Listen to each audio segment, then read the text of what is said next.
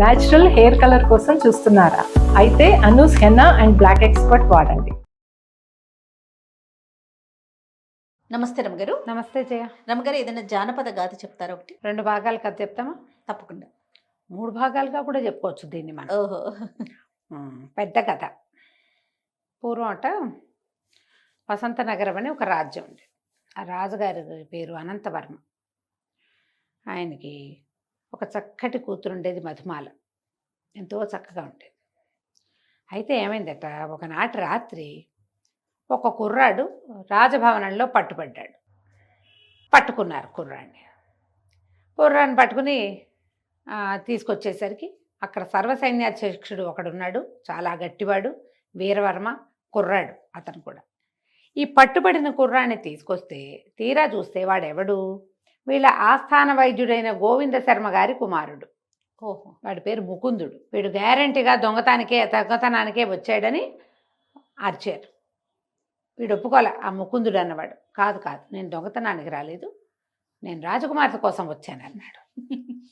అనేసరికి వీళ్ళంతా నిర్ఘాంతపోయారు. రాజకుమార్తె కోసం రావటం ఏమిట్రా నీ బొంద అంటే, ఈ సైనికులు ఒకరిద్దరు చెప్పారు, ఈయన మామూలు వాడు కాదండి, కొంచెం వెర్రైనా, చూడ్డానికి అందంగా బ్రహ్మాండంగా 6 అడుగులు ఉన్నాడు, కానీ అమాయకుడు, వెరుబాగులు వాడు, ఏదో నోటుకొచ్చినట్టు మాట్లాడతాడు, వాళ్ళ నాన్నగారిని పిలిచి అప్పచెప్పేసేయండి, వీడికి నేనేమి పరీక్షించద్దు, ప్రశ్నించద్దు అంటే వీళ్ళు ఊరుకోల.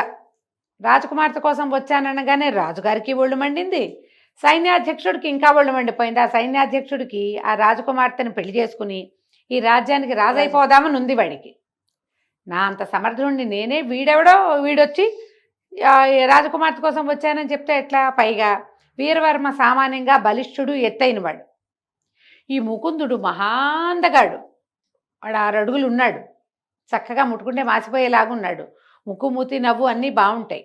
వాడు ఒక 5 నిమిషాలు మాట్లాడాక ఏమిటి వీడు తేడాగా ఉన్నాడు అనిపిస్తుంది. అమాయకుడు అనమాట అతను. అదేలేండి. వీళ్ళిద్దరికి, రాజుకి సైన్యాధ్యక్షుడికి ఇద్దరికి ఒళ్ళు మండిపోయింది.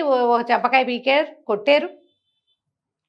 రాజకుమార్తె కోసం రావడం అంటే, రాజకుమార్తె అంటే నాకు పంచప్రాణాలు, మేమిద్దరం అప్పుడప్పుడు కలుసుకుంటున్నాము, రాజకుమార్తె కూడా నేనంటే ఇష్టం, వాళ్ళప్పుడెప్పుడో నేను వచ్చినప్పుడు ఆమె నవ్వింది, తర్వాత మేమిద్దరం మాట్లాడుకున్నాం అని చెప్పాడు. దీనికి పూర్వభాగం ఏం జరిగింది, గోవింద శర్మ గారు ఆస్థాన వైద్యుడు.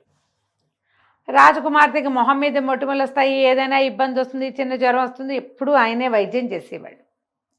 ఈ రాజుగారి దగ్గర వచ్చేటువంటి చిన్నపన్న సమస్యలన్నిటికీ ఆయనే వైద్యం. ఆయన రోజు రాజాస్థానానికి వెళ్ళి కూర్చునేవాడు. ఈ ముకుందుడు ఈయనకి లేక కలిగిన కొడుకు. వాడు చూపులకి బాగున్నాడు కానీ పిల్లవాడు అమాయక ప్రాణి. వాళ్ళ నాన్న గట్టి వైద్యుడే కానీ వీడికి ఆ వైద్యము పట్టుబడల, పెద్దగా చదువేది రాల. వీడికేవో చిన్న పొన్న చిట్కా వైద్యాలు చేయటము అలాంటివి నేర్చుకున్నాడు. ఏదైనా దెబ్బ తగిలితే దానికి మందేయటం, అంతే తప్పిస్తే వాళ్ళ నాన్నలాగా అదేదో అద్భుతమైనవి నాడి పట్టుకుని చెప్పటాలు అవి ఏమీ లేవు. పైగా 2-3 నిమిషాలు మాట్లాడాక ఒక విచిత్రమైన ధోరణి వచ్చేస్తుంది వాడికి. కొంతమంది ఉంటారు కదా అట్లా తెర్రగా ఉంటారు, తా పట్టిన కుందేటికి 3 కాళ్ళు అంటారు. నవ్వుతాడు, ఆ నవ్వు తీయడు మొహం మీద నుంచి. ఆయన ఎప్పుడూ తన కొడుకుని రాజుగారికి చూపించల. వాళ్ళ భార్య ఏమనేది, లేక పుట్టిన పిల్లాడు, వెరివాడో గొర్రివాడో ఎట్లా గోట్లా చూడ్డానికి బాగానే ఉన్నాడు కదా, పెళ్లి చేస్తే పిల్ల జల్లా పుడతారు, నువ్వు ఎటాగో సంపాదిస్తున్నారు, మీరు కాస్త జాగ్రత్త పెట్టి వాడికి అప్పచెప్తే వాడి భార్య పిల్లలు ఇల్లు నడుపుకుంటారని భార్య కొడుకుని ఏమీ అననిచ్చేది కాదు. అయితే ఈ ముకుందుడికి చుట్టుపక్కల గ్రామాలన్ని చోట్ల స్నేహితులు ఉన్నారు. వీళ్ళు ఎవరింటికైనా వెళ్ళినప్పుడు వాళ్ళు ఏమన్నా, వాళ్ళు రాజభవనం ఎలా ఉంటుందని వీడిని అడిగేవాళ్ళు. వీడికేం తెలుసు, వాళ్ళ నాన్న తీసుకెళ్ళడు వాడిని. నేను వెళ్ళలేదంటే, అదేమిటి నువ్వు రాజవైద్యుడి కొడుకువి, అక్కడే ఉంటావు, నువ్వు ఎందుకు వెళ్ళలేదు అంటే, వీడు ఒక ఛాలెంజ్ కింద తయారైంది. ఇక రోజు వాళ్ళ నాన్నని పీడించేవాడు, నన్ను ఆస్థానానికి తీసుకెళ్ళు అని. వాడి అబ్బాయికి బట్టలు బాగా వేసుకోవటం కూడా చేత కాదు, ఏదో విచిత్రమైన రంగులు వేసుకుంటాడు, పూర్తిగా తేడానే. ఆయనకేంటంటే కుర్రాడు మామూలుగా లేడంటే పరువు పోతుంది. అవును కదా, అందుకని తీసుకెళ్ళదలుచుకోవాలి. మామూలుగా మొదటి చూపుకి తెలీదు, కాసేపు మాట్లాడాక అర్థమవుతుంది. ఆయన వద్దని ఈ కుర్రాడు తీసుకెళ్ళు అని. సరే, ఒకనాడు ఆయన రాజాస్థానంలో ఏదో విశేషం ఉన్న రోజున రాజు పరివారం అంతా కూడా సభలో ఉండే రోజున కొడుకుని వెంబడి పెట్టుకెళ్ళాడు. 4 చూస్తాడని. వాడు వెళ్తూ ఉంటేనే ఉండి ఉత్సాహం పట్టలేక ఒక మొగ్గేయటం, అందరూ చూడడం, ఆయన కేకలేయటం, వెళ్ళి సభలో కూర్చున్నారు. అయితే ఈ రాజుగారి పక్కన కూర్చున్నటువంటి రాజకుమార్తె దృష్టి ఈ కుర్రాడి మీద పడింది. వీడు వెర్రివాడని అమ్మాయికి తెలియలే. అటు ఇటు చూస్తోంది. కుర్రాడు ఒక 24-25 ఏళ్ల వాడు. ఆడపిల్లలను చూస్తే ఆకర్షణ వస్తుంది ఆ వయసుకి. వాడు ఆ అమ్మాయికి వేసి చూడడం మొదలుపెట్టాడు. ఈ ముకుందుడు కూడా కాసేపు చూశాక ఆ అమ్మాయి కళ్ళార్పి నవ్వింది. ఉత్సాహం వచ్చింది. మెల్లిగా ఒకసారికి నవ్వులు పెరిగినాయి. ఇక ఇంటికి వచ్చేసరికి ఒక డల్గా అయిపోయాడు. ఓ పూటంతా నిశ్శబ్దంగా ఉన్నాడు. ఆ రాజస్థానం చూసి పిల్లాడేదో ఇదయ్యాడని వీళ్ళు అనుకున్నారు. ఆ మర్నాడు నేను మళ్ళీ వస్తానన్నాడు. అంటే తండ్రి ఒప్పుకోవాలి. ఎందుకు నువ్వంటే రాజకుమార్తెను చూడడానికి వస్తానన్నాడు. తండ్రి కేకలేసాడు, ఏం మాటలు రావంటే, కాదు రాజకుమార్తె నన్ను ప్రేమిస్తోంది నాన్న అని చెప్పి. తండ్రి నిర్ఘాంతపడి, ఏం మాటలు మాట్లాడుతున్నావురా, వెర్రా వికారమా నీకు? నిన్ను ప్రేమించడం ఏమిటి, నువ్వెప్పుడు కలిసావంటే నిన్న సభలో నన్ను చూసి నవ్వింది. అంటే ఏదో అందరినీ చూసి నవ్వుతుంది, అలాగే నవ్వి ఉంటుంది. అంటే కాదు, 3 సార్లు నవ్వింది. నా వైపే చూసింది. మేమిద్దరం ఒకళ్ళనొకళ్ళు చూసుకున్నాం. రాజకుమార్తె అంటే నాకు ఇష్టం, నేను రాజకుమార్తెను చూడడానికి వస్తానంటాడు. ఇక ఆ అమ్మాయి మీద వ్యామోహం పెరిగిపోయింది వీడికి. తండ్రి కేకలేసాడు, ఒరే గట్టిగా మాట్లాడుకురా, ఎవరైనా వింటే ప్రమాదము, వాళ్ళెవరు మనమెవరు అని తండ్రి ఏం చెప్పినా వాడు వినలా. ఈ రాజకుమార్తె ఏ ఏ సమయాల్లో తోటలోకి వస్తుంది అవన్నీ తెలుసుకున్నాడు. నాన్నకి తెలియకుండా వెళ్ళి అప్పుడప్పుడు కలవటం మొదలుపెట్టాడు. వీడు నవ్వుతూ మాట్లాడే మాటలు ఆ అమ్మాయి పాజిటివ్గానే తీసుకుంది, కానీ వీడు అదేదో రకం అని అమ్మాయికి తెలియలే. వీడి వెరితనం అమ్మాయికి అర్థం కాలేదు. ప్రేమలో పడిపోయింది. ఆ కన్యావారైతే రూపం అన్నారు. వీడు చక్కగా ఉంటాడు, ప్రేమగా చూస్తాడు, అన్నీ నీ ఇష్టమే అంటాడు. ఆ కాయ కావాలంటే గబగబా చెట్టుకి కోసిచ్చేస్తాడు, ఆ పువ్వు కావాలంటే కోసిచ్చాడు. అవే కావాలమ్మా ఆడపిల్లలకి, ఇంకేం కావాలి, ఇంకేం అక్కర్లా. వీడు రేపొద్దున నాకు అన్నం పెడతాడా, రేపొద్దున నా రాజ్యం వీడు పరిపాలిస్తాడా, ఇలాంటివి ఏమో ఆలోచించరు. ప్రేమలో పడ్డారు. మధ్యలో ఏమైంది, రాజకుమార్తెకి ఏదో కొంచెం జలుబు చేసింది. ఆ అమ్మాయి తోటలకి దొడ్లోకి రాల. వీడు రాజకుమార్తెను చూడడానికి అంతఃపురంలోకి వెళ్ళిపోయాడు. మేమిద్దరం ప్రేమించుకుంటున్నామని రాజుగారికి చెప్పేశాడు. రాజుకు పిచ్చి పిచ్చి కోపం వచ్చింది. వీడిని బంధించండి, గోవింద శర్మని పిలవండి అన్నాడు. గోవింద శర్మ వచ్చాడు. పిల్లాడేమో, ఒరే వాళ్ళ నాన్న ఎంత సైగ చేసినా నోరు మూసుకోరా అన్నా వీడు ఊరుకోడు. మేమిద్దరం ప్రేమించుకున్నాం, ఫలానప్పుడు కలిసాం, ఇప్పుడు కలిసాం, అవన్నీ లిస్ట్ ఇచ్చేసాడు. రాజుకు ఒళ్ళు మండిపోయింది. చంపేయండి వీడిని అన్నాడు. ఇక గోవింద శర్మ గారు కాళ్ళ వెళ్ళా పడిపోయాడు. ఇన్నేళ్లుగా మా తరతరాలుగా మేము వైద్యం చేసాం, చంపేయకండి, నా కొడుకుని వదిలిపెట్టండి అంటే వీరవర్మ అన్నాడు, పోన్లేండి వెర్రివాడు, వీడిని అడవిలోకి తీసుకెళ్ళి కాళ్ళు నరికేద్దాం, అదొక శిక్ష. గోవింద శర్మ గారు, అతని బదులు గోవింద శర్మని జైల్లో పెట్టాలి. ఓహో, ఈయన ఒప్పుకున్నాడు. చంపేయద్దు, ఎట్లా కొట్లా బతికించి ఉంచండి అంటే గోవింద శర్మ గారిని ఏమో చెరసాల్లో పడేసి ముకుందుడిని తీసుకెళ్ళి అడవిలో పారేసి వాడి 2 కాళ్ళు నరికేసి వెళ్ళిపోయారు సైనికులు. వాడు అడవిలో పడున్నాడు. ఏం చేస్తారు? నరికేయటానికి వచ్చినటువంటి తలార్లలో ఒకడు ఏం చేశాడంటే, ఈ గోవింద శర్మ గారు వాడి పిల్లల్ని కాపాడాడు వైద్యం చేసి. వాడు కొంత ఆహారము, కొంత ధనము వచ్చేటప్పుడే పట్టుకొచ్చి, బాబు ఇక్కడ పెడుతున్నా, ఎట్లా కొట్లా బతికిపోనాయన, మీ అమ్మ బెంగ పెట్టుకుని చచ్చిపోతుంది, నువ్వు బతికే ఉండటానికి ఒక ఆసరా ఉంటుందని అవేవో అప్పచెప్పేసి వెళ్ళిపోయారు. గోవింద శర్మ గారు జైల్లో పడిపోయాడు. ఈ వీరవర్మ ఏం చేశాడు, ఎప్పుడైతే రాజకుమార్తె ముకుందుడితోటి ప్రేమలో పడిందని అతని వాడే చెప్పాడు, అది నిజమో అబద్ధమో, కానీ నిప్పులేందే పొగొస్తుందా? పైగా మాటలు మార్చి చెప్పేవాడు కాదు, ఏదుంటే అది చెప్పేస్తాడు. అంటే ఇది నిజమే, ఇవాళ ఇది అయ్యింది, రేపు ఇంకో ఏమవుతుందో అని చెప్పి రాజుని అడిగాడు. ఈ రాజకుమార్తెనిచ్చి పెళ్లి చేయండి, ఈ రాజ్యానికి నేను రాజు అవుతాను అంటే రాజు పళ్ళు రాలగొట్టేస్తానన్నాడు. పిచ్చి వేషాలు వేయద్దు, నీ జాతి ఏంటి మా జాతి ఏంటి, క్షత్రియుగా నేను పెళ్లి చేసుకోవాలంటే క్షత్రియుడు కావాలి, నువ్వు క్షత్రియుడు కాదు, లేదా నువ్వు క్షత్రియుడు అయినా నీ సంగతి మాకు చాలదు అనేసరికల ఈయన ఏమన్నాడు, ఈ సైన్యాధిపతి వీరవర్మ సైనికుల్ని పిలిచి, గోవింద శర్మ గారికి తోచట్లేదుట, రాజుగారు తీసుకెళ్ళి అక్కడ కూర్చోబెట్టండి అన్నాడు. రాజు నిర్ఘాంతపై చూస్తుండగానే సైనికులు తీసుకెళ్ళి రాజుగారిని చెరసాల్లో బారేశారు. ఇక రాజకుమార్తె ఒంటరిగా దొరికేసింది. ఈ రాజ్యంలో కథ ఇదా. ఈ కాళ్ళు నరకబడి అక్కడ పడేసున్న ముకుందుడు అటా పడున్నాడు. కాళ్ళు నొప్పులు మండిపోతున్నాయి, నెత్తురు గారిపోతుంది. ఇక అడుగు పడదు. ఉమ్. ఏ రకంగా నేను నడవగలను? అడవిలో ఎక్కడికైనా వెళ్ళి బతకాలంటే కాళ్ళు కాళ్ళు ఉండాలి. ఉండాలి కదా. చేయి లేకపోయినా బతకచ్చు. ఒక చేయి పోయిందనుకో, ఓ చెయ్యి ఓ కాలు కాకుండా 2 కాళ్ళు నరికేశారు. అయ్యి వికలాంగుండి అయిపోయాను నేను. వాడు ఏడుస్తూ పడున్నాడు. కాసేపటికి పిచ్చి దాహం వేసేస్తోంది. ఏం చెయ్యాలో తెలియదు. అటా పడుంటే ఇంతలో ఏమైంది, ఏదో పెద్దగా కిచకిచ కిచ అనే శబ్దం అయ్యి ఒక పక్షి ఒకటి పరిగెత్తుకుంటూ వచ్చి ఇతని దగ్గర పడిపోయింది. ఎక్కడి నుంచో చిన్న పక్షి, పెద్ద తోక, చాలా కుచ్చుకుచ్చుగా ఉంది. దానికి వెనకకి అంత పుల్ల దిగి ఉంది వెనక భాగంలో. అయ్యో అని దాని దగ్గరికి తీసుకున్నాడు. ఆ పక్షి వెంటనే ఏం చెప్పింది, విచిత్రంగా మాట్లాడింది. నన్ను రక్షించు, నన్ను రక్షించు, నీకు సహాయం చేస్తాను, 2 వేటగాళ్ళు వస్తున్నారు, వాళ్ళ నుంచి నన్ను రక్షించు అనగానే ఏం చేశాడు, వీడికి చిన్న చిన్న వైద్యాలు తెలుసు కదా, ఆ పుల్ల లాగేసి విసిరేశాడు.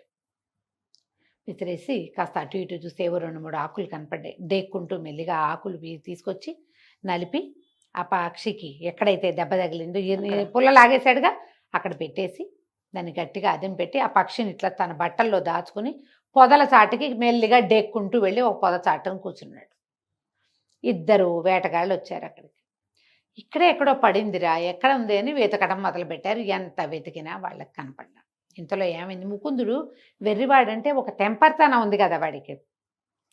వీడు ఏ పొదలో దాక్కున్నాడో ఆ పక్కన ఒక పొట్ట ఉంది, అందులోంచి ఒక పాము వస్తుంది బయటికి. వీడు ఏం చేశాడు, చటుక్కున ఆ పాముని పట్టుకుని అక్కడ తిరుగుతున్న ఆ వేటగాళ్ల వైపుకి విసిరేశాడు. ఎప్పుడైతే విసిరేయబడిందో ఆ పాము బుస్సు అనేసరికల్లా వేటగాళ్ళు 2 కంగారు పడి, అబ్బో ఏదో పుట్ట చేదిరినట్టుంది, పద ఇక్కడ ఉండుండదు పిట్ట అని వాళ్ళిద్దరూ అవతల పారిపోయారు. ఈ బట్టల్లో నుంచి ఆ పిట్టను బయటికి తీస్తే ఆ పిట్టను అడిగాడు, ఎవరు నువ్వు, ఇదేంటి ఎట్లా మాట్లాడుతున్నావు, నీకు మాటలు ఎట్లా వచ్చు అంటే, నాకు చాలా విషయాలు వచ్చు, నాకు 200 రెట్లు బరువున్న వస్తువుని కూడా మోయగలను, అందుకని వీళ్ళు తమ దగ్గర ఉంటే వీలుగా ఉంటుందని వాళ్ళు నన్ను పట్టుకోవటానికి ఈ పని చేశారు. నాకు చాలా శక్తులు ఉన్నాయి, నేను ఎక్కడి నుంచైనా ఏదైనా చేసేయగలను. అది పట్టుకోవటం కోసం చిన్న పుల్ల విసిరారు, అదేమో డొక్కల్లో దిగింది, నువ్వు వేసిన మందు వల్ల అది తగ్గిపోయింది, చెప్పు నీకేం సహాయం చేయమంటావు అంటే, నాకు దాహం వేస్తోంది అన్నాడు. అనేసరికల్లా ఈ పక్షి అంది, ఇక ఈ మొక్కల్లో చూడు, ఏదైనా ఒక ఆకుతో చిన్న దొప్ప చేసి నా ముక్కుకు తగిలించు, నేను నీకు నీళ్లు తెచ్చి పెడతాను. ఇతను ఆకుని ఇట్లా దొప్పలాగా చేసి చిన్నగా ఒక పుల్ల పెట్టి కుట్టేసి ఆ పక్షికి ఇచ్చాడు. అది రివ్వున ఎగిరి ఎక్కడికో వెళ్ళి దాని నిండా ఇట్లా నీళ్లు ముంచి తీసుకొచ్చింది. నీళ్లు తాగేసరికి ప్రాణం వచ్చింది. ఇలా ఏం జరిగింది ఏమిటి అంటే, అప్పుడు చెప్పాడు దుఃఖిస్తూ, నేనేం చేయను, రాజకుమార్తెను ఎంతో ప్రేమించాను మధుమాలని, రాజుగారేమో నా కాళ్ళు నరికించేశాడు, ఇక్కడ పడేశారు, మా నాన్న జైల్లో ఉన్నాడు, నన్ను వెరుబాగులు వాడు అంటారు వాళ్ళంతా, నేను రాజకుమార్తెను ప్రేమించా, రాజకుమార్తె కావాలి నాకు, ఈ కాళ్ళు కావాలి కాదు, వాడికి రాజకుమార్తె కావాలి అనేసరికి పక్షి నవ్వింది. అయితే నీ కాళ్ళు వస్తాయి, రాజకుమార్తె వస్తుంది. ఇక్కడికి చాలా దూరంలో ఒక ఆశ్రమం ఉంది, అక్కడ సుమమాలిని అనేటువంటి ఒక తపస్విని ఒక అమ్మాయి ఉంటుంది, ఆమెను చూడు, ఆమె నీకు కాళ్ళు వచ్చేలా చేస్తుంది, రాజకుమార్తె దక్కేలాగా చేస్తుంది అనేసరికల్లా వీడు ఏడ్చాడు. నేనేలా వెళ్తాను, ఈ కాళ్ళే లేవు కదా, ఎట్టా వెళ్ళగలను అంటే, ఇది నవ్వింది పిట్ట, ఒక పని చేయి, నిన్ను నేను అక్కడికి తీసుకెళ్తా, ఇక్కడ ఉన్నవి చెట్ల నుంచి తాళ్ళు ఆకులు వాటన్నిటినీ చేసి ఒక ఉయ్యాలలాగా చేసుకో, నువ్వు అందులో కూర్చో, నేను నిన్ను మోసుకెళ్తా. అదే 200 రెట్లు ఎక్కువ మోయగలదు కదా, నేను మోయగలను నేను నిన్ను అక్కడికి తీసుకెళ్తాను, ముక్కుతో పట్టుకుని తీసుకెళ్ళిపోతా అంటే, వీడు ఏం చేశాడు, మెల్లిగా అక్కడున్న ఆకులు అలములు అవన్నీ ఇది చేసి తన కాళ్ళకి వేసి కట్టుకున్నాడు. నెత్తురు గారటం ఆగింది, ఒక రవ్వ నొప్పి తగ్గింది. మెల్లిగా డేకి ఈ అడవి తీగలు లతలు ఉంటాయి కదా, ఆ తాళ్ళన్నీ లాగి తను కూర్చోటానికి ఒక దొన్నె లాంటిది తయారు చేసుకున్నాడు, జోల్లాగా. ఈ జోలలో కూర్చోగానే ఈ పక్షి లేచి దాన్ని ఇట్లా ముక్కుతో లేవదీసి తీసుకుపోయి ఒక ఋష్యాశ్రమం దగ్గర దింపింది. ఆ ఋష్యాశ్రమంలో దిగిన ఈ ముకుందుడు, కాళ్ళొచ్చాయా, రాజకుమార్తె దక్కిందా, ఈ ఋష్యాశ్రమంలో ఎవరున్నారు మనం వచ్చే భాగంలో తెలుసుకుందాం. తప్పకుండా రమ్మగారు. నమస్తే. నమస్తే. మాట్లాడే పక్షి మనం కథ చెప్పుకుంటూ ఉన్నాం కదా. నెక్స్ట్ భాగం. పక్షి తీసుకెళ్ళి ఇతన్ని ఆశ్రమంలో దింపింది, ఒక ఆశ్రమం దగ్గర. వాడు ఏం చేశాడో వదిలిపెట్టి, అమ్మాయి వస్తుంది నువ్వు మాట్లాడుకో అని చెప్పేసరికి అలా బాకెట్లో వదిలిపెట్టాడు కదా, వదిలిపెట్టింది. మెల్లిగా ఇతను దెక్కుంటూ ఆశ్రమం లోపలికి వెళ్ళాడు. వెళ్ళేసరికి అలా సాయంకాలం అయింది. ఆశ్రమంలో నుంచి ఒక అమ్మాయి వచ్చింది బయటికి. ఎంత అందంగా ఉందో, వాకిలంతా ఊడ్చింది, తలకాయ తిప్పి చూడల ఇతనికేసి ఊడ్చింది, నీళ్లు చల్లింది, చక్కగా పెద్ద పెద్ద ముగ్గులేసింది. తన అమ్మాయికేసే చూస్తున్నాడు. ఆ అమ్మాయి తలెత్తి చూడల. ఇతను మెల్లిమెల్లిగా జరుగుతూ దగ్గరగా వెళ్ళాడు. ఆ ముగ్గులు దాటి ఆశ్రమాన్ని చేరుకున్నాక పెద్ద గాండ్రింపు వినపడింది వెనకాల నుంచి.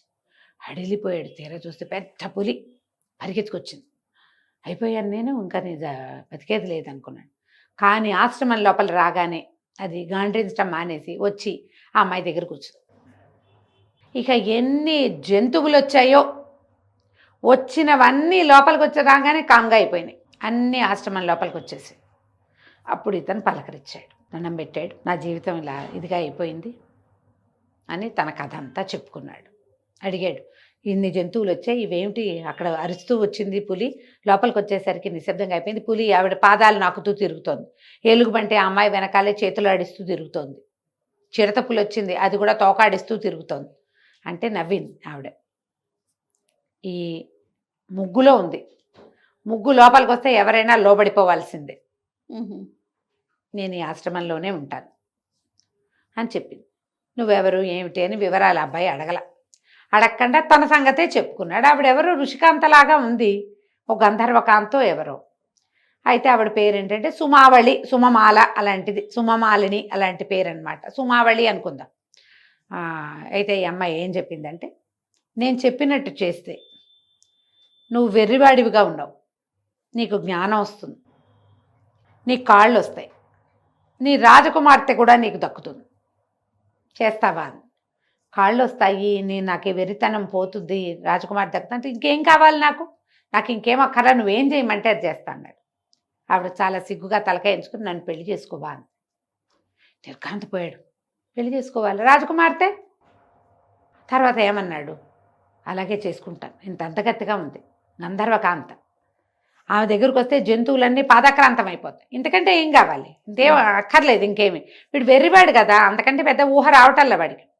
రాజకుమార్తెని ప్రేమించడం అనే ఒక్కదాని వల్ల కదా మా నాన్న అక్కడేమో చెరసాల్లో పడ్డాడు, నాకేమో కాళ్ళు పోయినాయి, నేనేమో ఇక్కడున్నా, మా అమ్మ ఏమైపోయిందో తెలీదు.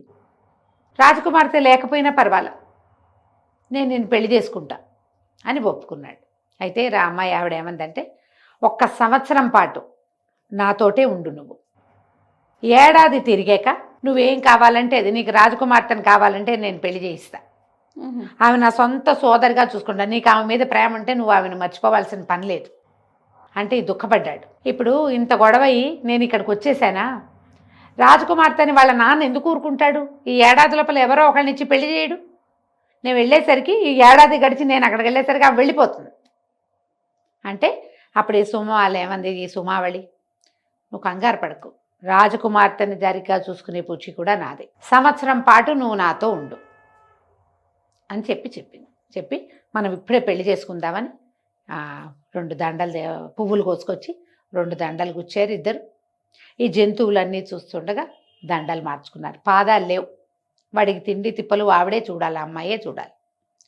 సరే ఆ రోజు రాత్రి హాయిగా గడిపారు. ఏదో ఆహారం పెట్టింది, హాయిగా జంతువులన్నీ ఆశ్రమం చుట్టుపక్కల పడుకున్నాయి కాపలాలాగా. సుమావళి మన ముకుందుడు ఆశ్రమం లోపలికి వెళ్ళిపోయి విశ్రాంతి తీసుకున్నారు. ఆ రాత్రి గడిచిపోయింది. మర్నాడు ఉదయం సుమావళి తనకి కనపడలా. కొంచెం కాళ్ళు అవి నొప్పులుగా కూడా ఉన్నాయి కదా, ఇక అలాగే ఉన్నాడు. మర్నాడు రాత్రి వచ్చి ఏం చెప్పిందంటే, ఇక్కడ అడవిలో ఒక అద్భుతమైన దేవాలయం ఉంది, జ్ఞానాంబికాదేవి అక్కడ ఉండే అమ్మవారు. ఆమె పౌర్ణమి నాడు కనపడుతుంది, ప్రత్యక్షం అవుతుంది. ఇవాళ పౌర్ణమి, మన ఇద్దరం అక్కడికి వెళ్దాం, దేవతలందరూ ఆమెకు పూజ చేయడానికి వస్తారు, ఆ అమ్మవారి దర్శనం లభిస్తే నీకు జ్ఞానం వస్తుంది, కాళిదాసుకు వచ్చినట్టు, దేవతల సహకారంతో నీ కాళ్ళు సంపాదించుకుందు కానీ అని చెప్పింది. బాగుంది, సరేనన్నాడు. ఈ ఇంతలో ఏమైంది, ఈ రాజకుమార్తె అని ఇంట్లో ఉంది. రాజుగారినేమో బంధించాడు ఆ వీరవర్మ. రాజును బంధించిన తర్వాత రాజకుమార్తె దగ్గరికి వెళ్ళాడు. ఏం చెప్పాడు, నేను వివాహం చేసుకుంటా, మీ నాన్నని జైల్లో పెట్టా, వాడు రాడు, వచ్చిన వాడు వెర్రివాడు, వాడికి నేను పెళ్లి చేసుకునేంత లేదు, నువ్వు నాతో ఉండవలసిందే, నీకు రెండో దారి లేదు. ఈ పిల్ల ఏడుస్తూ కూర్చుంది. ఆ ముకుందుడే గుర్తొస్తున్నాడు. ఎంత ప్రేమగా ఉన్నాడు, ఎంత చక్కగా ఉన్నాడు. బ్రాహ్మణుడైతే ఏమిటి, క్షత్రియులు బ్రాహ్మణుల్ని వివాహం చేసుకోరా, మా నాన్న నా జీవితం ఇలా అయిపోయిందే అని ఏడ్చుకుంటూ కూర్చుంది. అతను ముహూర్తం పెట్టిస్తున్నానని చెప్పేశాడు. రాజ్యం అతని చేతిలో ఉంది. ఏమనుకుంది, ఒక వజ్రపు టొగ్గరం వెతుక్కుని దాన్ని పగలగొట్టి దాన్ని ఎందులో నాకు కలుపుకొని తాగేస్తే చచ్చిపోతాను నేను. ముకుందుడు కాళ్ళు నరికేశారు. ఇంకా అతను వచ్చేది లేదు, నాన్న వచ్చేది లేదు, జైల్లో ఉన్నాడు. వీడికి రాజ్యం కావాలి, దాంతోపాటు రాజకుమార్తెనైనా నేను కూడా కావాలి. ఇప్పుడు వాడే రాజ్యం తీసుకున్నాడు అనుకో, ప్రజలు ఎప్పుడో ఒకప్పుడు వ్యతిరేకిస్తారు. రాజుగారిని అరెస్ట్ చేసి రాజ్యాన్ని ఆక్యుపై చేసిన వాడి మీద ప్రజలకి సానుభూతి ఉండదు. అదే వాడు రాజకుమార్తెకి మొగుడైపోతే రాజుగారి మీద ప్రేమతో రాజకుమార్తెని యాక్సెప్ట్ చేసి ఆమె భర్తను యాక్సెప్ట్ చేస్తారు. వాడి ప్లాన్ అది. నేను లేకపోతే ప్రజలైనా తిరగబడి ఏదో ఒక నాటికి ఈ ప్రజాకంటకుండి తీసేస్తారు అని ఏమనుకుంది, ఈ వజ్రాన్ని మింగుదామని భావించింది. అది కలుపుకునేసరికల్లా దూరం నుంచి ఒక పక్షి పరిగెత్తుకుంటూ వచ్చి ఈ అమ్మాయి తాగుతున్న పాత్రని తోసేసింది. విచిత్రంగా పాత్ర పడిపోయింది. ఆ పక్షి మాట్లాడడం మొదలుపెట్టి రాజకుమారి, ఏమిటి చచ్చిపోదామనుకుంటున్నావా? నువ్వు చచ్చిపోవద్దు, నీ ముకుందుడు క్షేమంగా ఉన్నాడు, నీ దగ్గరికి వస్తాడు అంటే భోరుమ నేర్చింది రాజకుమార్తె. ముకుందుడు చచ్చిపోలేదా, వెళ్ళి చంపేయలేదంటే చచ్చిపోలేదు, కాళ్ళు నరికారు అంతే. కానీ 1 సంవత్సరం పాటు నువ్వు గనక వేచి ఉన్నావా, కాళ్ళు వస్తాయి, ముకుందుడు వస్తాడు. అక్కడ ఒక అద్భుతమైన అవకాశం లభించింది. కాబట్టి నువ్వు ఆ పని చెయ్యొద్దు. మరి మీ అమ్మాయి ఏమంది, రాజకుమార్తె మధుమాల ఆ అమ్మాయి, వీడిని ఏం చేయను నేను, ఈ వీరవర్మ రేపొద్దును ఒప్పుకోడు అనేసరికల్లా ఏ మాట్లాడే పక్షి ఏం చెప్పిందంటే, దీనికి ఒక ఉపాయం ఉంది. రేపొద్దున వస్తాడు, పెళ్ళి అంటాడు. నువ్వేం చెప్తావంటే, నీకు ఇప్పుడు ఎన్నో సంవత్సరం, రాజకుమార్తెకి 17వ సంవత్సరం, 18 ఏళ్ళు వస్తే కానీ నా పెళ్ళి అవ్వకూడదు, 18 ఏళ్ల లోపల నన్ను ఎవడు పెళ్లి చేసుకుంటాడో వాడి కళ్ళు పోతాయి, కాళ్ళు పడిపోతాయి, నా జాతకంలో ఇలా ఉంది అని చెప్పి వాడిని నమ్మించు అంటే సరేనంది. మళ్ళీ అనుమానం వచ్చింది. ఇప్పుడు నేను చెప్తాను, నమ్మిస్తా. వాడు పోయి మా ఆస్థాన జ్యోతిష్కుడు ఉన్నాడు డిండిమ భట్టు అని ఆయన, అక్కడికి వెళ్తాడు. ఆయన అలాంటిది ఏం లేదు, రాజకుమార్తె అద్భుతమైన జాతకం అన్నాడు అనుకో, కొంప మునిగిపోదు. వాడు నేను అబద్ధాలు చెప్పానని నన్ను ఏమైనా చేస్తాడేమో అంటే పక్షంది అలా కాదు, డిండిమ భట్టికి ఒక ఉత్తరం రాసివ్వు. వీడి చెర నుంచి నేను తప్పించుకోవాలంటే నాకు 1 ఏడాది సమయం కావాలి. ఈ సమయంలో నాకు వివాహం జరిగితే పెళ్లి కొడుక్కి ఎవరైతే వరుడు ఎవరైతే ఉంటాడో భర్తకి కళ్ళు పోయి కాళ్ళు పడిపోతాయి, అనారోగ్యం వచ్చేస్తుందని మీరు చెప్పండి. ఏడాది తర్వాతకి ముహూర్తం పెడతాం, 18 ఏళ్ళు నిండంగానే, ఇప్పుడు 18 నిండంగానే పెళ్లి చేసుకోవచ్చు అని చెప్పండి అని ఒక ఉత్తరం రాయి. ఈ ప్లాన్ బాగుందిగా. రాజకుమార్తె చకచక డిండిమ భట్టికి ఉత్తరం రాసేసింది, నన్ను రక్షించండి, నా తండ్రి అయిన మహారాజేమో జైల్లో ఉన్నాడు, మీరే నా తండ్రి అనుకుంటున్నాను, ఈ ఏడాది ఆపితే నందో రాజా భవిష్యత్తు, నాకు వేరే అవకాశం లభిస్తుంది, కాబట్టి ఇది చెప్పండి అని రాసి ఈ పక్షి చేర్చి ఇచ్చేసింది. పక్షి ఈ ఉత్తరం ముచ్చుకుని అక్కడికి పరిగెత్తుకుంటూ వెళ్ళి ఆ డిండిమ భట్టుకి ఆ ఉత్తరాన్ని అప్పచెప్పింది. ఆయన ఆ ఉత్తరం చూసుకుని ఆ ఉత్తరాన్ని కాల్చి చింపి ముక్కలు చేసి కాల్చేసాడు. సరే, నా దగ్గరికి వస్తే నేను అదే చెప్తా, మీరేం కంగారు పడద్దని యువరాణికి ఒక మాట చెప్పమన్నాడు. ఈ యువరాణి దుఃఖిస్తూ అయ్యో ముకుందుడు లేకుండా అయిపోయాడని, నాన్న లేకుండా అయిపోయాడని ఏడుస్తూ తిరిగింది. కానీ ధైర్యం వచ్చింది. ఈ పక్షి, నేను రోజు వస్తా నీ దగ్గరికి, నేను వచ్చి మాట్లాడుతూ ఉంటా, సంవత్సర కాలం నువ్వు వేచి ఉంటే చాలు, ఏడాది అని చెప్పింది. మర్నాడు పొద్దున సైన్యాధ్యక్షుడు రాగానే రాజకుమార్తె ఏం చెప్పిందంటే, నేను పెళ్ళికి సిద్ధమే, కానీ నాకు గుర్తుండి నాకు 18 నిండితే కానీ కుదరదు, 1 ఏడాది సమయం తీసుకో, ఇదిగో నా పరిస్థితి ఇట్లా ఉంది అని చెప్పి. ఈయన డిండిమ భట్టును కనుక్కుంటాడు సహజంగా, కనుక్కొని ఊరుకున్నాడు. ఏడాది సమయం. ఈ లోపల ఏమైంది, అక్కడ అడవిలో ఈరోజు ఈ పక్షి వచ్చి దీని దగ్గర, ఈ అమ్మాయి దగ్గర ఉండేది, రాజకుమార్తె దగ్గర. పగలల్లా ఉండేది, సాయంకాలం ఎగిరిపోయేది, సాయంత్రం అయ్యేసరికి ఎగిరిపోయేది. ఈ మన సుమావళి ముకుందుడు అడవిలో ఉన్నారు కదా. రెండో రోజు రాత్రి ఈ సుమావళి ఏం చేస్తుంది, ఈ ముకుందుడిని మెల్లిగా తీసుకుని ఆ దేవాలయానికి తీసుకెళ్ళింది. జ్ఞానాంబిక చాలా పెద్ద పురాతనమైన దేవాలయం ఉంది. చంద్రోదయం అయ్యి చీకటి పడంగానే అమ్మవారు ప్రత్యక్షమైంది. దేవతలు బోలెడన్ని విమానాల్లో దిగి వస్తున్నారు. వీళ్ళిద్దరూ కనపడకుండా నిలబడి ఉన్నారు.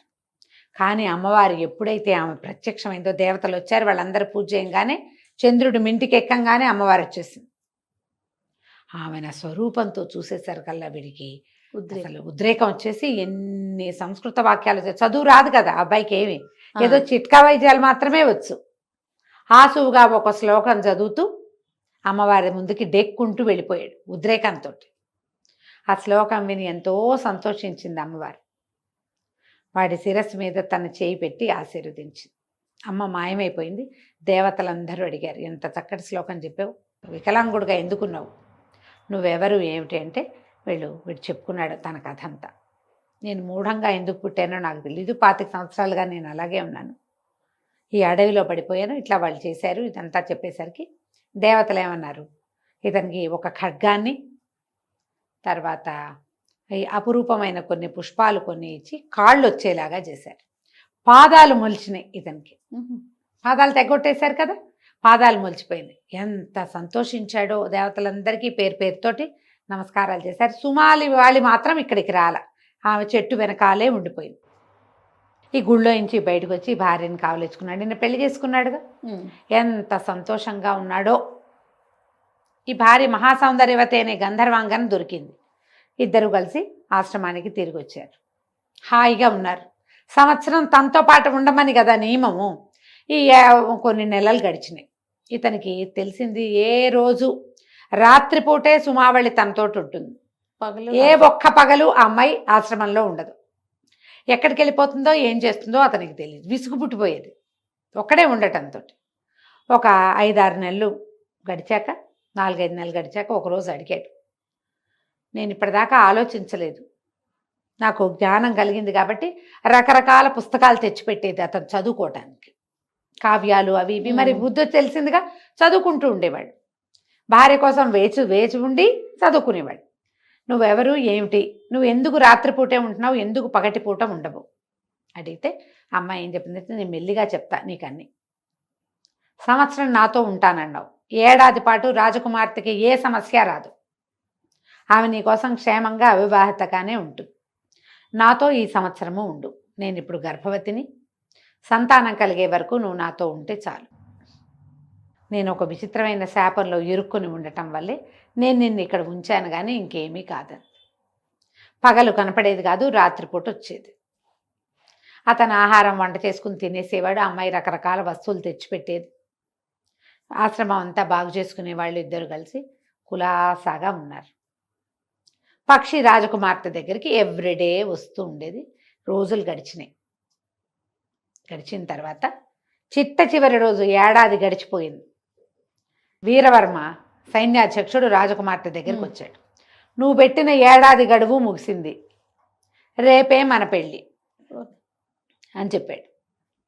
చెప్పేసరికల్లా ఈ పక్షి వచ్చింది. అప్పుడే రాజకుమార్తె ఏడవటం మొదలుపెట్టింది. ఏడాది గడువులో ముకుందుడు వస్తాడన్నావు, అతనికి కాళ్ళు వస్తాయన్నావు, అతనికి తెలివి వస్తుందన్నావు, నువ్వే వస్తున్నావు కానీ ముకుందుడు రావట్లేదు, రేపొద్దున వీరవర్మ వచ్చేస్తాడు, రేపే పెళ్ళి అంటున్నాడు. అంటే ఈ పక్షి ఏం చెప్పిందంటే, నువ్వు కంగారు పడద్దు, రేపు తెల్లవారేసరికి ముకుందుడు నీ ముందు ఉంటాడని చెప్పింది. పక్షి వెళ్ళిపోయింది. ఎలా ముకుందుడు వచ్చాడో, పక్షి ఎక్కడికి వెళ్ళిందో వచ్చే భాగంలో చూద్దాం మనం. తప్పకుండా రమ్మగారు. నమస్తే. నమస్తే. మాట్లాడే పక్షి చివరి భాగంలో ఉన్నామండి, చెప్తాం. సో ఇతను పెళ్ళి అన్నాడు, సైన్యాధ్యక్షుడు పెళ్ళి అంటున్నాడు. పక్షి ఏమో నీ ముకుందుడు వస్తాడు, నువ్వేం భయపడద్దని చెప్పింది. సుమావళి ఇప్పుడు ఇవిడు ఉందిగా, ఇతని భార్య, ముకుందుడికి భార్యగా ఉన్నటువంటి గంధర్వకాంత ఎవరో ఉన్నది కదా, ఆవిడ సంవత్సరం అయిందిగా, ఆవిడ పెద్ద నెలలు వచ్చేసినాయి, నిండు చూలాలుగా ఉంది. ఏం చెప్పిందంటే భర్తకి, మీరు బయలుదేరి నగరానికి వెళ్ళండి, మీ కత్తి తీసుకెళ్ళండి, ఈ అపురూపమైన పుష్పాలు మీ దగ్గర ఉంచుకోండి, మీకు ఏ అపజయము ఉండదు, రాజకుమార్తెని వివాహం చేసుకోండి వెళ్ళి అని చెప్పేసరికి అతను తెల్లబోయాడు. ఇదేమిటి నీకు నిండు నెలలు, నీకు నీ పక్కన మనిషి ఉండాలి, ఏ ప్రసవ వేదన వస్తే నువ్వేం చేస్తావు అని అడిగితే, మీరేం కంగారు పడద్దు, నాకు ఏ ఇబ్బంది లేదు, మీకు నీడలాగా ఉంటాను నేను, ఏం పర్వాలా అని చెప్పి అడవిలో బోల్డని జంతువులు వస్తుంటాయి కదా, ఈవిడ ఒక సైగ చేసి ఒక గుర్రాన్ని తెప్పించింది. ఈ గుర్రం ఎక్కి వెళ్ళండి అని చెప్పి ఇతను సరే గుర్రాన్ని ఎక్కి బయలుదేరి వెళ్ళాడు. కత్తి తీసుకెళ్ళాడు. ఆ పువ్వులు ఇచ్చారుగా దేవతలు, అవి వాటిని ఒక దండగా గుచ్చి మెళ్ళో ఉంచుకున్నాడు అనమాట. వెళ్ళాడు. వెళ్ళేసరికల్లా ఊరంతా అలంకరించి ఉంది. ఊళ్ళోకి వెళ్ళి 4 వీధులు దాటేసరికల్లా రాజకుమార్తె పెళ్ళి సర్వసైన్య అధ్యక్షుడే రాజయ్యాడు. రాజకుమార్తెని ఇవాళ పెళ్లి చేసుకోబోతున్నాడు.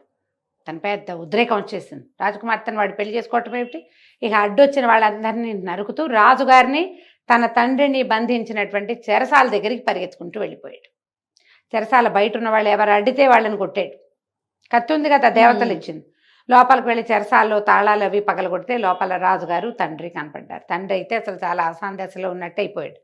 రాజు కొంచెం వీక్గా ఉన్నాడు. ఆయన ఎప్పుడైతే ఈ కత్తి పుచ్చుకుని గుర్రం మీద ఇంత పౌరుషశాలిగా ఇతను కనపడేసరికి ఆయన అన్నాడు, నన్ను క్షమించు, నీ జీవితం పాడు చేసేసాను, నీ తండ్రిని ఇక్కడ చేర్చాను, నా కూతురుని రక్షించు, ఆమెను నువ్వే వివాహం చేసుకుని ఈ రాజ్యానికి రాజు అవ్వు, నువ్వు మమ్మల్ని రక్షించమంటే తండ్రిని ఆయన్ని ఇద్దరిని బయటికి తీసుకొచ్చాడు. ఈ లోపల ఏమైంది, అంతఃపురంలో ఈ అమ్మాయిని పెళ్లి కూతురుని చేయడానికి సిద్ధపడ్డారు. ఆ అమ్మాయి ఏమో అన్ని విసిరేస్తుంది, పెళ్లి కూతురుని అవ్వను, నేనేమవను అని చెప్పి. ఈ వీరవర్మ వచ్చాడు, నువ్వు ఏడాది సమయం అడిగావు, ఏడాది ఆగాను, ఇప్పుడు నువ్వు ఈ గొడవ చేసినా ఏం చేసినా సరే నీతో పెళ్ళి తథ్యం, నువ్వు నీ అంతటి నువ్వు ఏమీ చేసుకోవడానికి వీలు లేదు ఇంకా అని గట్టిగా గొడవ చేశాడు. ఈ అమ్మాయి ఏం చేసింది, పిడిబాకు ఒకటి తీసింది, చచ్చిపోతాను కానీ నీకు మాత్రం భార్యను కాను నేను. ఇంతలో లోపలికి పరిగెత్తుకొచ్చాడు ముకుందుడు. ఎప్పుడైతే ఈ అమ్మాయి చేతిలో, రాజకుమార్తె చేతిలో కత్తి చూశాడో దూరం నుంచే తన కత్తితో ఆమె చేతిలో ఉన్న పిడిబాకు ఎగరగొట్టి నువ్వు వీరవర్మ మీద అరిచాడు గట్టిగా, నువ్వు రాజకుమార్తెను పెళ్లి చేసుకోవడానికి వీలు లేదు, ఆమె ఇష్టపడితే చేసుకోవాలి, ఆమె వద్దన్నప్పుడు నువ్వు పెళ్లి చేసుకోవడానికి వీలు లేదు అనేసరికి ఈ ముకుందుడు అతని పాదాలు చూసేసరికి ఆశ్చర్యపోయాడు. కాళ్ళు నరికించి కాళ్ళు తీసుకొచ్చి చూపించారు వాళ్ళు. వీడి కాళ్ళు ఎట్లా మొలిచాయి? ఆయన గట్టిగా యుద్ధానికి సిద్ధపడ్డాడు. సర్వసైన్యాధ్యక్షుడైన వీరవర్మ, కొత్తగా విద్యలు నేర్చుకున్న ముకుందుడు ఇద్దరూ తలపడి కత్తి పోరాటం చేశారు. ఈ యుద్ధంలో సర్వసైన్యాధ్యక్షుడిని నరికి పారేశాడు ముకుందుడు. అతని మెడ నరికేశాడు. ఆ శరీరం ఓ పక్కకు పడిపోయింది. రాజకుమార్తె పరిగెత్తుకుంటూ వెళ్ళి కావలిచ్చుకుంది ముకుందుడిని. సంవత్సరం వేచున్నాను నీకోసం అంటే అతను అన్నాడు, నిన్ను రక్షించడానికే ఇవాళ ఇక్కడికి రాగలిగాను నేను అని చెప్పాడు. ఈ లోపల రాజుగారు వీళ్ళంతా వచ్చారు లోపలికి. రాజు అన్నాడు, నాయన నీ వల్ల నా కూతురు రక్షించబడింది, లేకపోతే వాడికి భార్య అయ్యి ఈ రాజ్యంలో ఎట్లా బతికేదు అంటే ఇదంతా నా ప్రతిభే కాదండి, ఒక మాట్లాడే పక్షి నా భార్య అయిన సుమావళి వాళ్ళిద్దరి వల్ల ఇది కుదిరింది అని చెప్పాడు. చెప్పేసరికల్లా ఈ రాజకుమార్తె మాట్లాడే పక్షి అది ఇక్కడే ఉందిగా, ఇక్కడ ఉండటమేంటి, ఇక్కడ ఎందుకు ఉంది అన్నాడు. అప్పుడు గుర్తు చేసుకున్నాడు, ఈ మాట్లాడే పక్షి ఎప్పుడు చూశాడు తను, సంవత్సరం క్రితం ఒకనాడు ఏ రోజైతే తన కాళ్ళు నరకబడ్డాయో ఆ రోజును చూశాడు. ఇతను చెప్పిన రెండో భార్య ఉంది కదా, నా భార్య సుమావళి అన్నాడు కదా, నీ భార్య ఏమిటి, నీకు పెళ్ళైపోయిందంటే అదొక పెద్ద గాథ, ఆ మాట్లాడే పక్షి వల్లే సుమావళి నా భార్య అయింది, ఆమె వల్లే నేను ఇక్కడికి వచ్చాను అనేసరికల్లా ఈ అమ్మాయి ఏం చెప్పిందంటే, మాట్లాడే పక్షి నా దగ్గర ఉంది, పాపం అది నిండు చూలాలు, ప్రసవ వేదన పడుతోంది, పక్కనున్న బంగారు పంజరంలో పక్క గదిలో ఉంచానని చెప్పి ఇతన్ని అక్కడికి తీసుకెళ్తే అక్కడ ఒక హంసతూలికా తల్పం మీద సుమావళి పడుకున్నది, ఆమె పక్కన ఇంత చంటి పిల్లవాడు కనపడ్డాడు. ఈ యువరాణి తెల్లబోయింది, ఎవరు నువ్వు, ఇక్కడికి ఎట్లా వచ్చావు, ఇక్కడ ఒక పక్షి ఉండాలి కదా అని కేకలు పెట్టింది. ఇతను ఒక్క గంతుతో పరిగెత్తుకుంటూ వెళ్ళాడు భార్య దగ్గరికి. వెళ్ళి ఆ చంటి బిడ్డని ఎత్తుకున్నాడు. సుమావళి నువ్వు ఇక్కడికి ఎట్లా వచ్చావు, నేను నిన్ను అడవిలో వదిలిపెట్టి వచ్చా కదా. యువరాణి ఏమో ఈ అమ్మాయి ఎవరు అనేసరికి నా భార్య అన్నాడు. అనగానే యువరాణి తెల్లపోయింది. ఇందాకే విన్నది, నీ భార్య అయితే నేను మన ఇద్దరికి పెళ్లి కాదా అని అడిగింది. ఈ మాట్లాడే పక్షిది అన్ని ప్రశ్నలే. అప్పుడు ఆ సుమావళి ఏం చెప్పిందంటే, నేనే ఆ మాట్లాడే పక్షిని రాకుమారి అని చెప్పి. అప్పుడు వీళ్ళిద్దరికీ తెలిసింది మాట్లాడే పక్షి పగటిపూటేమో రాజకుమార్తె దగ్గరుంది, రాత్రిపూట సుమావళి ముకుందుడి దగ్గరుంది. ఆమె పగల్లేదు, ఇది రాత్రి రాదు. ఓకే. నేనే ఆ మాట్లాడే పక్షిని. శాపవశాత్తు నేను అట్లా అయిపోయాను. అందుకని మీ ఇద్దరిని ఈ రకంగా కలపడానికి ఇట్లా కారణమయ్యాను అని చెప్పి అప్పుడు తన సంగతి చెప్పింది. ఈ అమ్మాయి గంధర్వకాంత కాదు, యక్షజాతులలో ఒక చిన్న జాతికి చెందినటువంటి అమ్మాయి ఈ సుమావళి. అమ్మాయి తన సంగతి చెప్తుంది. నేను పుట్టగానే నా తల్లిదండ్రులు గతించారు. ఏదో పెద్ద దేవదానవ యుద్ధంలో వాళ్ళు గతిస్తే నేను మహాద్భుత సౌందర్యవతినని మా మేనత్త ఒక ఆవిడ నన్ను పెంచుకుంది. నేను చిన్నప్పటి నుంచి అందగత్తనని చాలా గర్వము గొప్ప నాకు. అయితే నాకు వివాహయోగ్యమైన వయసు వచ్చినప్పుడు ఏవైనా కొన్ని తెలివైన ప్రశ్నలు అడిగి పెళ్లి చేసుకోవాలని అనుకున్నాను నేను. అయితే మా అత్త ఏమన్నదంటే, ఆవిడకి ఒక రకమైన వేళాకోళం మగవాళ్ళంటే, ఆడవాళ్ళ పిచ్చి వాళ్ళకని.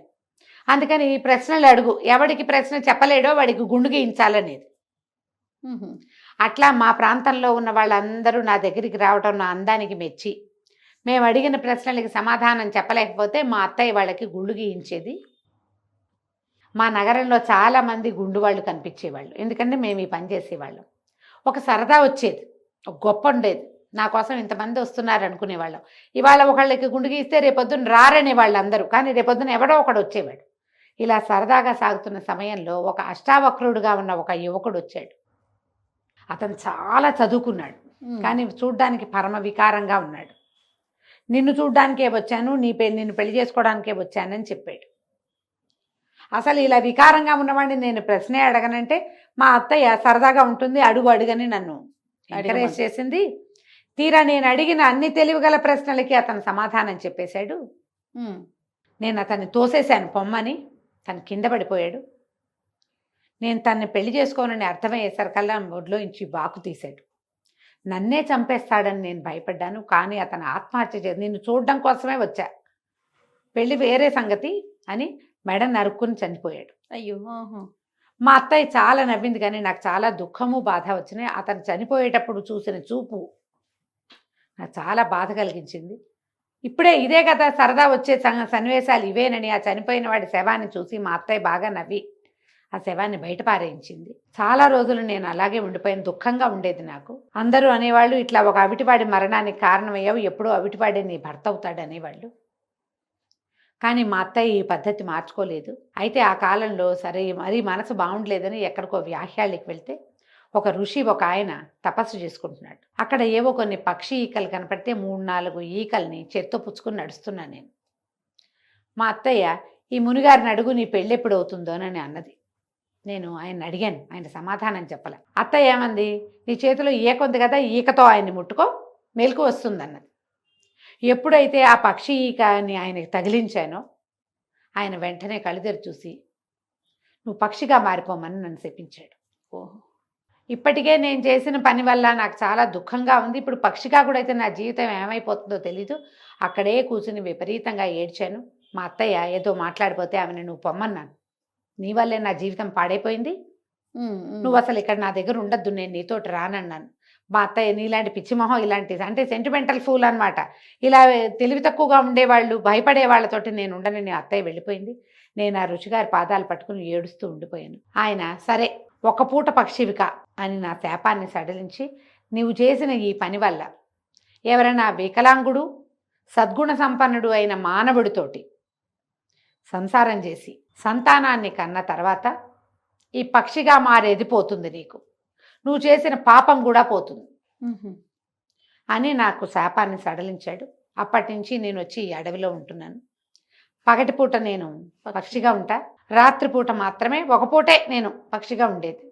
ఈ పక్షి స్వరూపంలో ఉన్నదాన్ని, నాకు ఈ శక్తులు ఉన్నాయి, నేను యక్షకన్యను కాబట్టి నేను అన్ని బరువులు మోయగలను, మాట్లాడగలను. నేను మాట్లాడే పక్షిని తెలిసి కొంతమంది బోయేవాళ్ళు నన్ను పట్టుకోవటానికి వచ్చారు. ఆ సమయంలోనే నాకు ముకుందుడు కనపడ్డాడు. అతనికి పాదాలు లేవు, కానీ మంచివాడు. అందుకని అతనిని పట్టుకుని, వికలాంగుడు అన్న మాట సరిపోయింది కాబట్టి వివాహం చేసుకున్నాను. అతనితో కాపురం చేసి సంతానాన్ని పొందితే కానీ నాకు ఈ పరిస్థితి పోదు. ఆ పరిస్థితి పోగొట్టుకోవడానికి ఈ మధుమాలని కాపాడడానికి రోజు ఇక్కడికి వచ్చి యువరాణిని మనసు చూరగొని ఆమెకి స్నేహంగా ఉండి ఆమెను కూడా ఆ పరిస్థితి నుంచి తప్పించాను. ఇతను నాకు భర్తగా ఉండటానికి ఒప్పుకున్నాడు, కానీ అతని మనసు కూడా ముంచాలనుకుని రాజకుమార్తెను రక్షించడానికి తిరిగాను ఇక్కడికి అని చెప్పేసరికల్లా ఈ మధుమాల చాలా నిస్పృహగా పెట్టుకుంది మొహం. వివాహితుడు, సంతానవంతుడు, ఇంక ఎందుకు ఇతనితో అంటే ఒప్పుకోలేదు సుమాలి. కాదు, అతను నీ మీద ప్రేమతోటే మళ్ళీ తనకి కాళ్ళు కావాలనుకున్నాడు.